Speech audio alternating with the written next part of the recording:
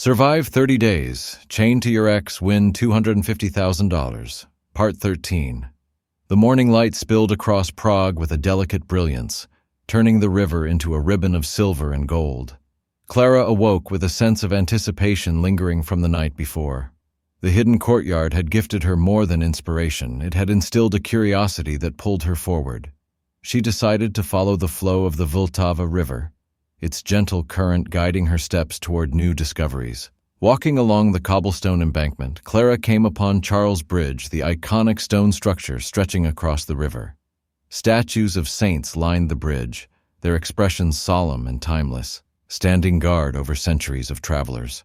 The early hour meant the bridge was quiet, the usual crowds yet to arrive, allowing her to take in every detail: the weathered stone, the flicker of sunlight on the water, the faint echo of distant bells from the old town.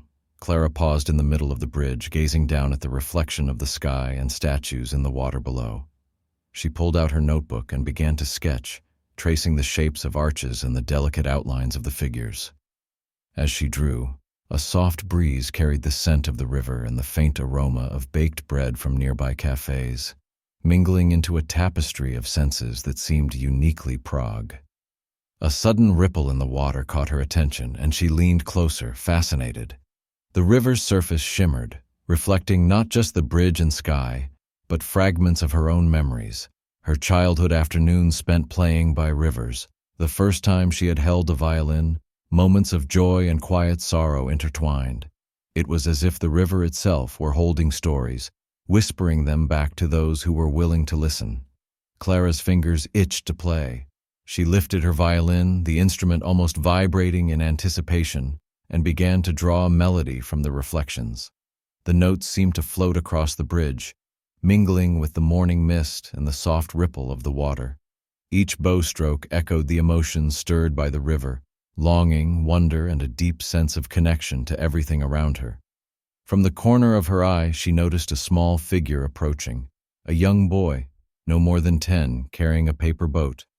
He paused beside her, shyly presenting it. "For you," he said softly, his voice almost carried away by the wind. "It's my boat. It will travel far." Clara smiled and knelt, taking the boat carefully. She placed it on the water, watching it drift beneath the arches of the bridge. The current carried it gently, and for a moment she imagined all the possibilities that awaited the little vessel, just as life itself carried each person forward, sometimes guided by unseen forces, sometimes by choice, but always moving toward discovery. The boy waved and ran off, leaving Clara alone with her music and the river's endless flow. She played on, letting the melody stretch and twist like the reflections below, feeling the city and its people entwined in every note. Prague was no longer just a place she visited. It had become a living partner in her music, offering fragments of wisdom, glimpses of history, and the quiet reassurance that some treasures were meant to be found by those willing to explore. As the sun climbed higher, illuminating the bridge and the water in a dazzling glow, Clara felt a profound sense of purpose. Her journey was not just about discovering hidden corners of the city or writing music. It was about listening, truly listening, to the stories that lived in every stone, every ripple, and every heartbeat of Prague.